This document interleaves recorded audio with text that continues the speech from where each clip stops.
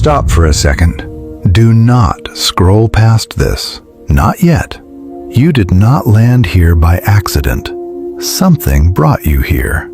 Something beneath the noise of your ordinary day, beneath every task you are supposed to be doing right now, beneath every distraction you have been feeding yourself for weeks just to avoid sitting alone with the one question you already know you need to answer.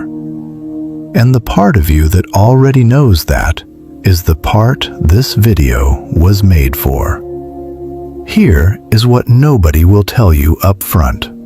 Months from now, you are going to look back at this precise moment and recognize it as the dividing line. The exact second where one version of your life stopped and something you cannot yet name quietly began. Not because of anything dramatic about to happen to you, because of what is about to shift inside you while you sit exactly where you are right now. You do not feel that yet. Right now, it simply feels like another few minutes before you return to whatever you are doing. But stay, because by the time this ends, you are going to understand something about the architecture of your own mind that most people spend their entire lives walking straight past. And that understanding is not the kind that fades by morning. It is the kind that restructures what you notice, what you attract, and what finally stops fighting you. That is not a sales pitch. That is the exact promise Carl Jung spent a lifetime earning the right to make. Carl Jung devoted his entire existence to staring into the regions of the human mind that sent every other thinker retreating toward safer territory.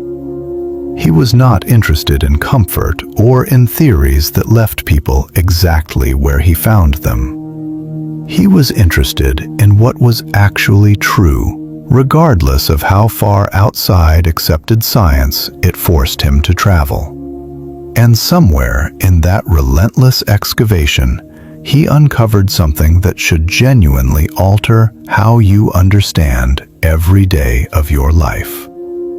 He came to believe that what unfolds inside you and what manifests around you are not two separate narratives.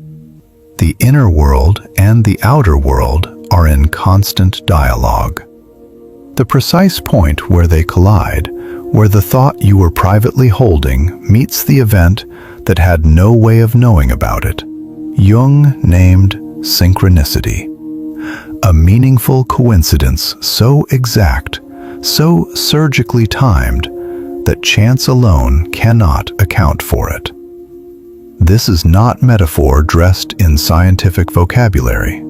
This is a clinical concept developed over decades of direct patient observation, cross-referenced against physics, against case histories spanning continents, against Jung's own profound discomfort with proposing something this radical to a skeptical establishment. He built synchronicity because the evidence in front of him across the full arc of his career left him no other intellectually honest position to occupy. And what it means for your life right now is this: the conversation that opens a door you had written off as permanently closed. The person who appears at the exact moment they were needed. The plan locked for months suddenly finding momentum. These are not isolated strokes of fortune. They are the outer signature of an inner process you are about to learn how to work with deliberately. By the time this ends, you will understand why certain exchanges feel placed directly in your path.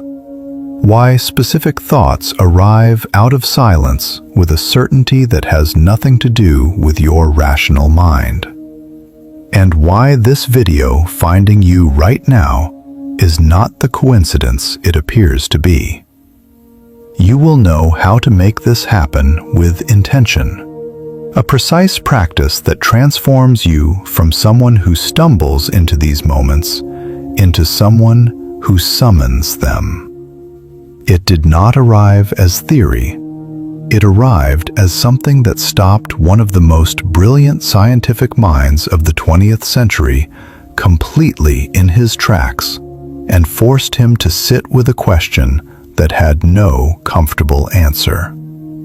Wolfgang Pauli was a Nobel Prize-winning physicist, not a mystic, not a philosopher. A man whose entire identity was built on the precision of measurable, verifiable reality. He was also, for a significant period of his life, a patient of Jung's. And what happened around Pauli during that time became so well documented, so consistently witnessed by other scientists and colleagues, that it eventually received its own name in the physics community: the Pauli effect. Whenever Pauli entered a laboratory, equipment failed. Not occasionally, systematically. Measuring instruments that had been functioning perfectly would malfunction the moment he walked through the door. Glassware shattered.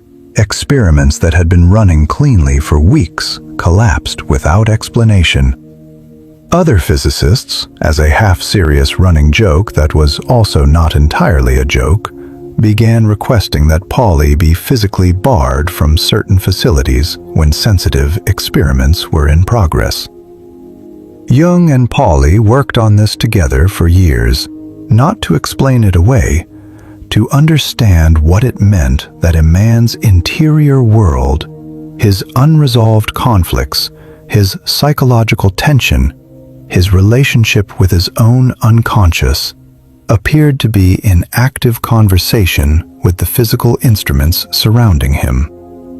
The outer world was not separate from what was happening inside him. It was responding to it, in real time, in ways that trained scientists could not dismiss because they kept witnessing it directly. This is the foundational principle behind everything that follows. Sit with it before moving on. Nothing you have been noticing lately arrived by coincidence. Not the thought that surfaced a half-second before your phone lit up with that exact name. Not the stranger who delivered the one sentence you needed to hear and then vanished. Not the book that fell open to the precise page in a store you only entered because of rain.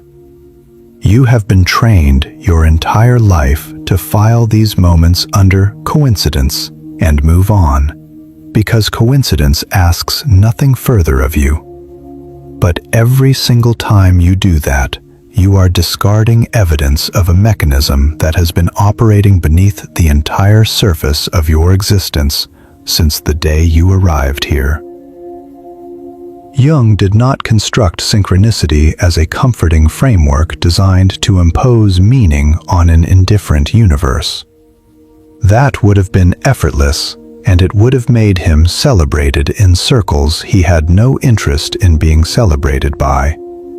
He built it as a rigorous clinical concept because the evidence in front of him across decades of direct observation would not allow him to reach any other honest conclusion and still call himself a serious thinker. The interior and the exterior are not sealed off from one another the way you were taught to assume. They are in perpetual active conversation running just beneath the surface of your ordinary hours. And most people never learn to register a single word of it. They walk straight past the signals arriving in their life every single day and file them under nothing, because nothing is the most effortless thing to file them under. Here is what the Pauli case reveals that most people completely miss. Pauli was not trying to break laboratory equipment. He was not aware in any conscious sense that his presence was affecting the physical world around him. He was simply carrying an unresolved interior conflict, a tension between two parts of himself that had never been brought into alignment. And that tension was expressing itself outward into his environment without his permission and without his knowledge. This is the part worth letting unsettle you. The same mechanism has been active in your life too. Not necessarily breaking equipment, though do not dismiss what you cannot yet explain. The thought that materialized a fraction of a second before the event it described. The stranger who delivered one plain, unremarkable sentence that answered a question you had never voiced to another living person. You have been present in the room every single time. The only distinction between you and Polly is that he had Jung sitting across from him, trained to recognize the exact moment the inner and the outer had made contact, and willing to take it seriously rather than explain it away. If what you have heard is beginning to land, Carl Jung philosophy exists specifically for this. Not surface-level quotes, not motivation dressed in borrowed vocabulary. This channel goes deep, every single week, into material meant to be lived with, not consumed once and forgotten. If someone in your life has been circling this exact tension, send this to them today. You might be the synchronicity they have been waiting on without knowing it had a name. Subscribe and turn on notifications so the next signal finds you. Beneath your own personal memories and your private wounds, Jung proposed something of enormous consequence. Something that required the full span of his career to defend adequately against the objections it invited. A deeper, vastly more expansive layer of the psyche that is not personal at all. He called it the collective unconscious, a shared substrate of human experience that every mind on this planet is silently wired into, whether or not it has any awareness of the connection. Not a poetic shorthand for shared culture, or the vague recognition that human beings have things in common. A direct, radical claim about the actual structural architecture of the human mind. Proposed by a man who understood precisely how far outside the boundaries of conventional psychology it would place him, and who published it regardless, because the clinical evidence accumulating in front of him would not permit him to say anything smaller. Here is why this matters to you right now, far more immediately than it might initially seem. This is why two strangers, separated by an ocean, who have never exchanged a word, can independently arrive at the same realization within the same week. This is why you can think of someone you have not spoken to in years, and your phone illuminates with their name within the hour. Coincidence accounts for this exactly once. It cannot explain why it keeps happening to the same people across their entire lives, while almost never occurring to those standing right beside them. That distinction between the people this keeps happening to and the people it seems to perpetually bypass is not luck. It is not temperament. It is alignment. Jung never approached the mind as a sealed container manufacturing isolated private thoughts. He treated it as a receiver, calibrated to a vastly larger field of meaning that exists whether or not anyone happens to be tuned into it. The knowledge is not something you must strain to generate. It is already present, saturating everything, the way radio waves fill an empty room, whether or not a single receiver has ever been switched on. What determines whether you can actually access it is not effort in the conventional sense, the kind of effort you have been conditioned your entire life to apply to every problem you encounter. It is tuning. A radio locked onto the wrong frequency does not lack a signal. It lacks the alignment required to receive the one that has been broadcasting through the air the entire time.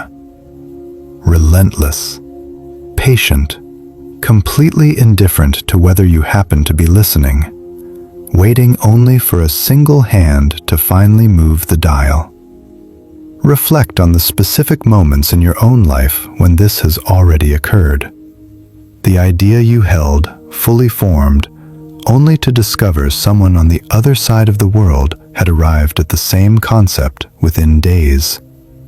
The song that suddenly carried an entirely different meaning in the precise week you needed it to. The stranger on public transportation who voiced the one sentence that answered something you had never spoken aloud.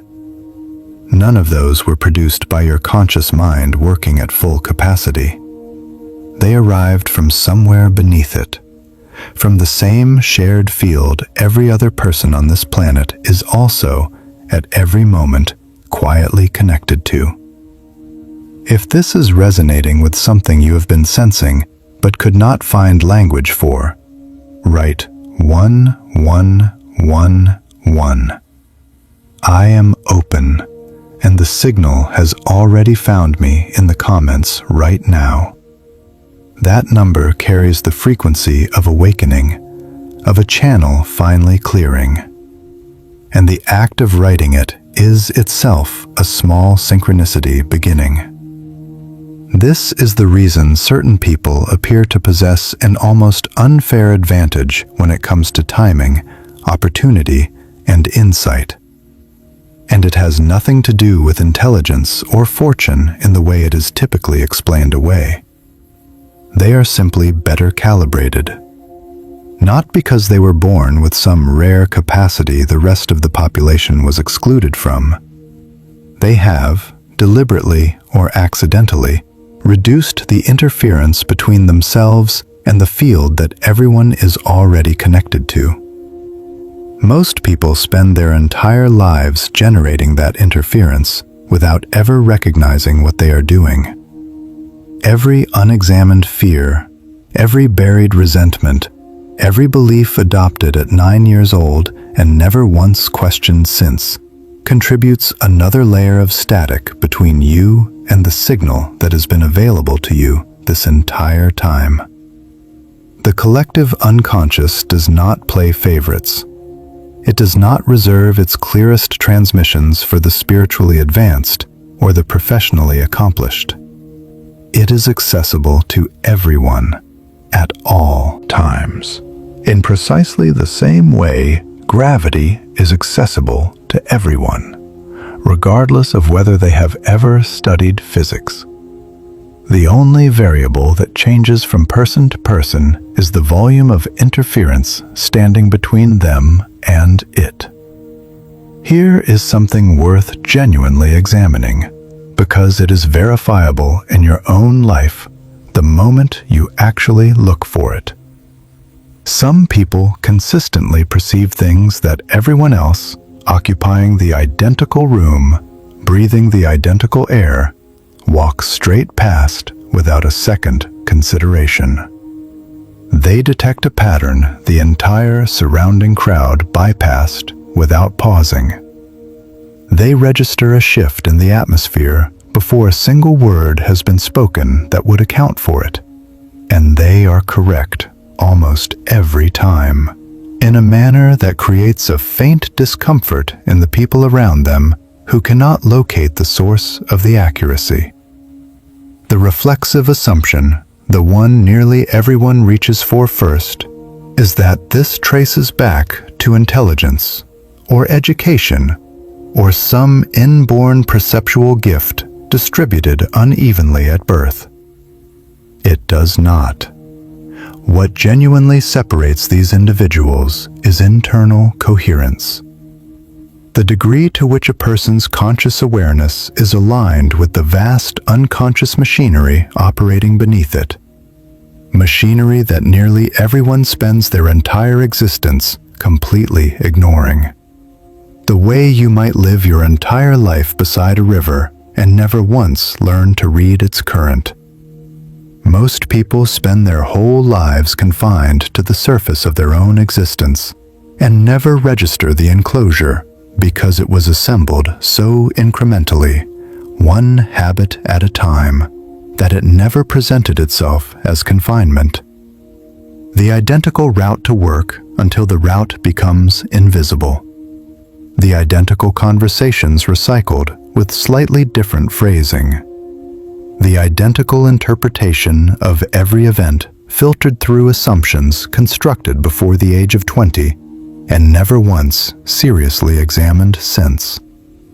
And when something genuinely unfamiliar attempts to break through, something that refuses to conform to the shape of what they already expect, it gets erased almost instantly, almost reflexively. The way a radio locked onto the wrong frequency produces nothing but dead static, even though the authentic signal is moving through the room the entire time, patient and relentless, and completely unconcerned with whether anyone is positioned to receive it. This is not a character flaw. It is worth being unambiguous about that, because so much of what circulates on this subject implies a kind of moral deficiency in the people who miss it. It is not. It is what unfolds by default for every single person on this planet when attention is never deliberately trained in precisely the same way muscles that are never exercised remain weak, regardless of how admirable a person's character might be. The filter that decides what you register and what you erase was assembled years ago, largely without your participation, out of inherited beliefs and accumulated fears you may not even remember acquiring. And it has been operating on autopilot ever since, silently discarding the exact information you most need before it ever reaches conscious awareness. Consider how precise this filtering is. Two people can sit through the same conversation and leave having heard entirely different things. Not because one was concentrating harder, but because their filters were built to receive different frequencies. One person departs remembering the undercurrent beneath the words, the thing never said. The other departs with an accurate transcript of the sentences and nothing further. Neither person did anything wrong, but only one of them received the complete transmission. This is precisely why the same day can feel entirely uneventful to one person and saturated with significance to another. The events were identical. The filtering was not. And here is the detail that should genuinely alter how you move through the remainder of today. The filter is not a fixed characteristic handed to you at birth and permanently locked in place. It is closer to a muscle that deteriorates from neglect and strengthens with intentional attention. Which means the version of you engaging with this right now, the one who has spent years unconsciously discarding the information that mattered most, is not trapped. You have simply never been shown that the discarding was a choice being made thousands of times each day, almost entirely beneath the threshold of conscious awareness. There is a process Jung named the transcendent function, the mechanism through which the conscious mind and the unconscious, held in unbearable tension long enough without either collapsing into the other, eventually detonate into something entirely new. Not a compromise between the two, not the ego winning and not the unconscious prevailing. A genuinely new direction that neither side could have generated independently, because it did not exist anywhere inside you until the tension itself forced it into being.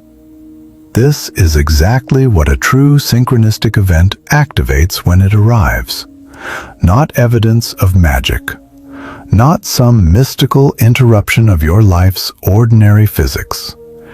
It is the unmistakable exterior signature of an interior reconciliation that had been assembling in total silence for a considerable time, finally erupting to the surface where it cannot be missed. The coincidence that stopped you in your tracks was never really about the exterior event itself. The exterior event was only the visible surface of an entire process that had been operating beneath your awareness for weeks, sometimes months, before it finally broke through to where you could actually see it. This is why the most consequential synchronicities in your life almost never arrive when you are settled, certain, and comfortable with your own direction. They arrive during precisely the moments when something inside you has been straining against something else inside you. The cautious choice pulling against the true one. The inherited identity refusing to release its grip on the one that is attempting to emerge. The fear positioned directly in front of the desire underneath it. Both of them equally present, equally convinced of their own validity. The tension itself is not a malfunction. It is not evidence that something has broken down inside you. It is the exact condition required for something new to be forced into existence. Jung observed this pattern across patient after patient, year after year, and refused to look away from it, even when it defied every conventional model of the mind that was considered credible in his field at the time. Consider the specific texture of the tension you have been inhabiting lately, the position you cannot leave and cannot fully commit to, the relationship you cannot walk away from and cannot lean into, the version of your future you keep approaching and then retreating from. This is not indecision. It is two forces inside you, both authentic, both legitimate, refusing to cancel each other out. They are waiting for something a list of pros and cons cannot produce, the synthesis that neither side could have authored independently. And that third option only emerges under exactly the kind of pressure you have been trying so urgently to escape. This reframes almost everything about how the last several weeks or months have actually felt. You have likely been treating the tension itself as the problem to be eliminated as efficiently as possible, so the discomfort will finally end. But the discomfort was never a malfunction to be repaired. It was the mechanism doing its precise job. The friction required to force two irreconcilable positions to ultimately generate something neither could have reached alone. Collapse the tension prematurely, and you receive the compromise, the partial measure, the choice that resolves discomfort without addressing the actual conflict beneath it.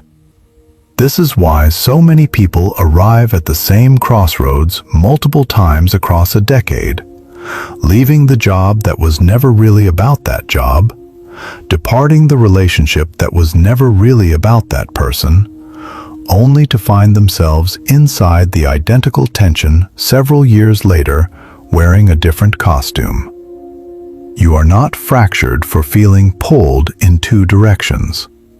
You are standing exactly where every genuine transformation begins, in the narrow, uncomfortable space between two forces that refuse to release their grip. And the only authentic passage through it was never choosing one side and abandoning the other. It was always remaining inside the tension long enough for it to generate the third thing neither side could have offered on its own. Your mind is not a neutral instrument calmly recording everything in front of it with equal precision.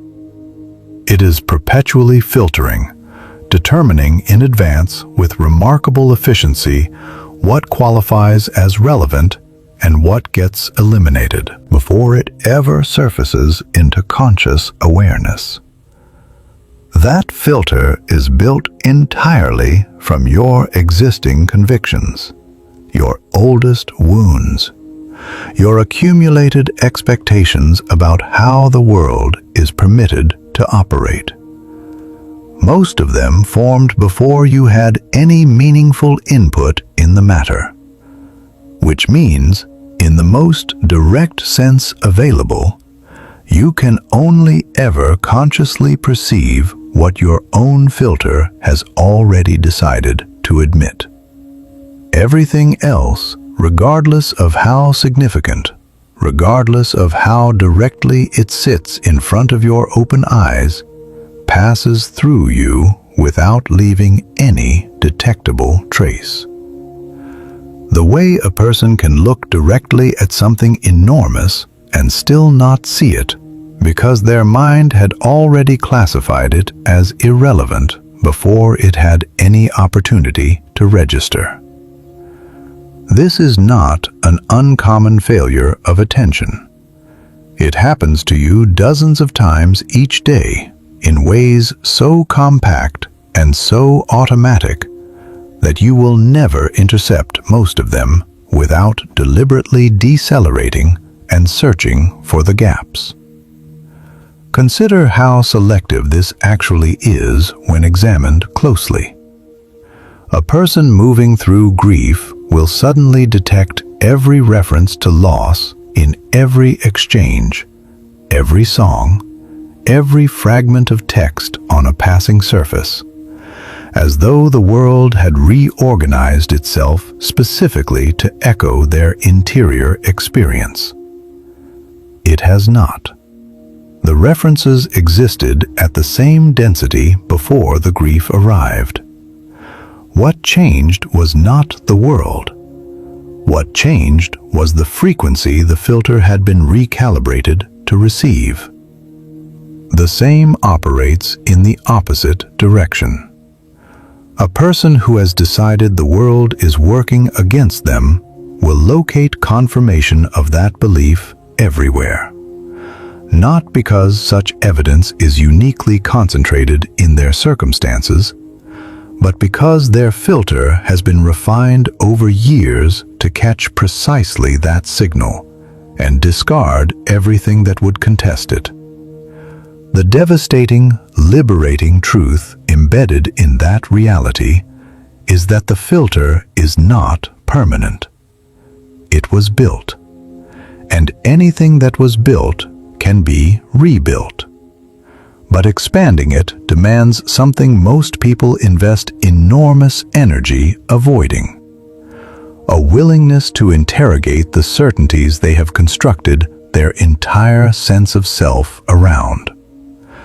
The beliefs so old and so structurally essential that examining them feels less like intellectual curiosity and more like threatening the foundation of the building. The signals that actually matter are almost never comfortable. They rarely confirm what you were hoping to hear. More often, they point directly at the one thing you have been most urgently avoiding. Which is why so many people, even when the message arrives with complete clarity, still decline to receive it. They choose the comfort of a familiar story over the discomfort of an accurate one, every time, without ever recognizing the trade they are making. Every single time you dismiss an unexplainable pull toward or away from something, a thought that surfaced from nowhere carrying absolute conviction, a strange convergence you cannot account for, you are not being rational in the way it feels in that moment. You are reinforcing the precise filter that has been withholding the information you most need. Genuine rationality means weighing evidence honestly. What most people are actually doing most of the time is protecting a filter that was constructed years ago by a version of themselves who no longer exists, and calling that protection good judgment. Here is an exercise worth running on yourself this week. The next time something unexpected arrives, an idea, a person, information that does not fit your existing narrative, do not immediately reach for the explanation that makes it small enough to dismiss. Sit with it for one complete day before deciding what it means. That single day of deliberate delay is often the only thing standing between a filter running exactly as it has for years and one finally wide enough to admit something genuinely new. This is more difficult than it sounds because the filter does not announce itself when it is active. It never presents itself as censorship from the inside. It presents as common sense, as discernment, as the mature recognition of what is and is not worth your attention. That is the most effective disguise it has ever worn. The filter's most sophisticated achievement has never been concealing the things it discards. It has been persuading you that the discarding was your own considered judgment, arrived at through your own free deliberation, rather than the automatic output of a system assembled years before you possessed the tools to question it. And there is a pattern here that repeats with mechanical consistency. Once you recognize it, you will begin identifying it throughout your own history with a clarity that will genuinely unsettle you. A signal you declined to receive the first time does not politely withdraw. It returns. And when it does, it arrives at greater volume with less gentleness than its initial form carried. As a crisis you can no longer defer. As a collapse you never saw approaching, despite the fact that in retrospect every earlier signal had already been communicating it directly in a language you had not yet learned to translate. This is not retribution. Jung was unambiguous that the psyche does not function through punishment. The psyche operates through relentless persistence instead, because its entire purpose was never to dismantle you. It was always to awaken you. Gently, if you will permit it. Forcefully, if you consistently refuse. Think back through your own life with genuine honesty. The conclusion you perceived approaching from months before it arrived. The one you kept rationalizing because acknowledging it openly felt too definitive. The warning that surfaced 3 separate times, each iteration more elaborate in your explanation of why it did not mean what it appeared to mean. Before the 4th version of it finally dismantled something you could no longer pretend not to see. That was never misfortune circling back to locate you. That was the identical message escalating in volume each time you declined to respond to it. The pattern is nearly always the same. First, a sensation. Vague, easy to minimize. A low undercurrent of wrongness. If dismissed, it becomes a thought. Sharper, harder to rationalize. If that is dismissed, it surfaces as an event. Modest at first. And if even that is ignored, it arrives as the version that cannot be reasoned away. The collapse substantial enough to halt your entire life and force the conversation you had been evading. Most people only encounter this pattern at its final stage, and they experience it as abrupt, as unjust, as something that materialized from nowhere to shatter a life that had otherwise been proceeding adequately. It rarely materialized from nowhere.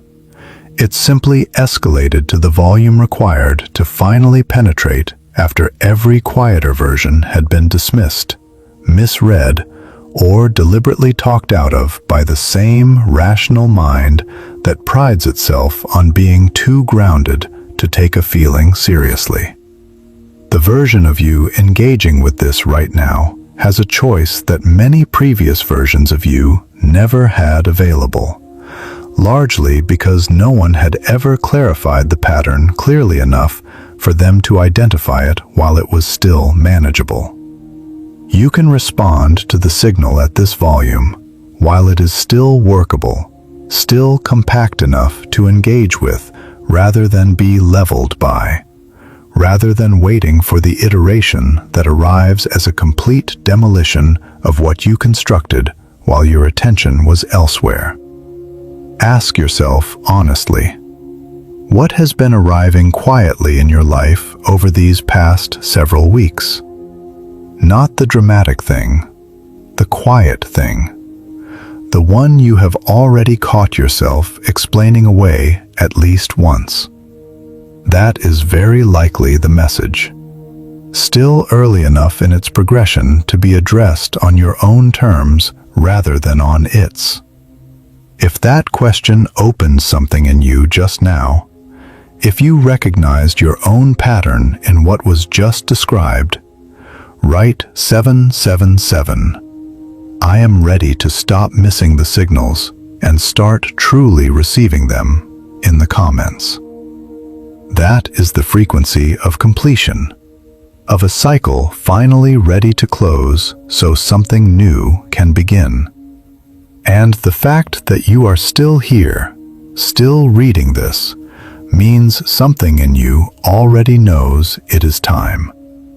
Here is a practice worth taking completely seriously beginning tonight, regardless of what else is occurring in your life right now. Before you sleep, rather than scrolling until your eyes close involuntarily, or replaying the day in the same semi-conscious loop most people default to, take a few genuinely honest minutes and actually walk backward through it. Not casually, deliberately, with the kind of attention that suggests your life genuinely depends on it, because in a very real sense, it does. Ask yourself which moment today left something unexamined in its wake. Which exchange concluded with significantly more sitting beneath the surface than either participant actually voiced? Which thought tore through your mind sharp and unmistakable and then dissolved before you could grasp it because you were moving too quickly to recognize that you had just been handed something of consequence? This does not require elaborate ceremony or 45 minutes of uninterrupted quiet you probably cannot access most evenings. It requires approximately 5 minutes and a quality of honesty most people reserve exclusively for genuine emergencies. Find somewhere still. Close your eyes if that aids concentration. Move backward through the day, hour by hour if necessary, and pause every time something catches, the way attention catches on a word that does not belong in an otherwise clean sentence. That catch is the entire practice. Everything surrounding it is simply the walking. Do this with consistency, and the shift is not subtle. The mind that previously submerged the most significant signals beneath irrelevant noise begins elevating them immediately, automatically. The way a muscle exercised daily stops aching and begins performing with ease. You begin intercepting meaningful convergences the instant they occur, rather than recognizing them in retrospect weeks afterward, understanding with painful clarity what you forfeited by missing them the first time. The second half of the practice holds equal weight to the first, and most people abandon it entirely because it requires a quality of stillness the first half does not demand. Once you have identified the moments that distinguished themselves, pose one devastatingly simple question. What was this genuinely attempting to communicate to me? Resist every impulse to overcomplicate the response, to reach for a symbolic interpretation elaborate enough to feel intellectually sophisticated. The authentic answers are almost always simple, and almost always something you already partially knew the instant before you posed the question. If a particular exchange left a residue that would not settle in your chest, the message is probably not located in the words that were exchanged. It is located in something beneath them that your deeper intelligence registered long before your conscious mind had any opportunity to process it. Write it down, not to dissect it endlessly, not to construct an elaborate journal you will abandon within 2 weeks, the way most journaling attempts ultimately conclude. Simply a single sentence, sometimes a single phrase, sufficient to prevent it from being erased by tomorrow the way everything else has been erased for years. The writing itself is not the objective. The refusal to allow the moment to dissolve unexamined is the objective. Allow this 2 weeks before forming any conclusions about whether it is working.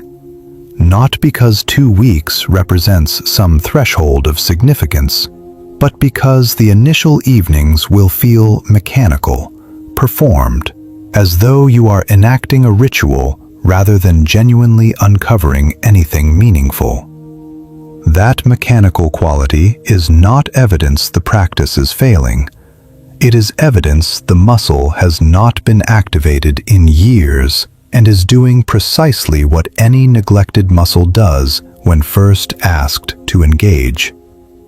By the second week, most people notice the same development independently without coordinating with one another. The moments begin finding themselves. The nightly review ceases to feel like active searching and begins to feel like remembering something that was already present, patiently waiting for 5 quiet minutes to finally be acknowledged. One observation worth carrying before you begin. Do not convert this into another form of productivity, another checklist to optimize, another metric to feel inadequate about if you miss an evening.